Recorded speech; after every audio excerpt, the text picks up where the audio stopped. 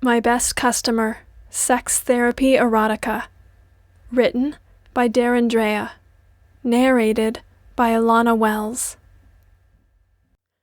I wonder if my life would have been different. Of course it would have been. I would probably have had a steady job, a house, a family. I don't want to think about it. This is my life now. What a fucking waste. I reach for a well-used spoon and heat up some of the heroin. My hands tremble with anticipation of the needle piercing my flesh. I fill a syringe and slide it into my arm. Years of practice made it easy for me to find a vein. I rarely so much as look nowadays.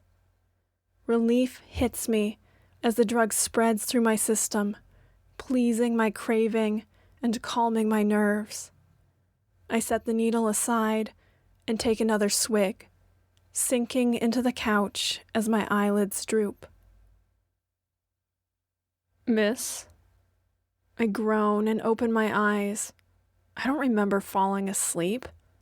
It doesn't matter that I did. What matters is that some John is in the room. When did I get this customer? I can barely keep my head up as he peers down at me. Well, at least he's a breath of fresh air. He looks to be a businessman of some sort, although he isn't wearing a suit.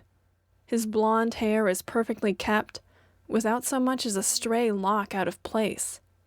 I would have thought it to be slicked, or at least sprayed, but it doesn't seem to have any product to keep it so well maintained. Lucky bastard. He's just shy of scraping the ceiling, too, but somehow his height isn't intimidating. The deep navy of his button-up shirt complements his blue eyes nicely. Now that I think about it, he looks more like a doctor. Some sort of professional, perhaps dressed slightly down for a night out. Why would he go out of his way to find some cheap trick? Perhaps he is ashamed and thinks in this raggedy hotel room he won't be caught in the act. I snap from my reverie as I realize that he'd asked me something. His tweed jacket is in hand, already being gingerly hung up in the closet. He turns to me, a polite smile on his face. "What did you say?" I wince. It sounded so much clearer in my head. Instead, it came out more as a slur. I guess I'd had more whiskey than I thought. I asked if I was in the correct room. Rick gave me the key and, well... He trails off, smiles still polite. I nod and mumble out an affirmation as he sits down across from me. When did that chair get this close? I struggle to focus on him through the haze. I need to hurry up and get paid, get more heroin, get another bottle.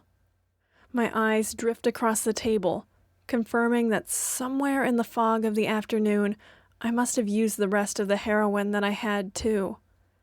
It was miraculous that I hadn't overdosed.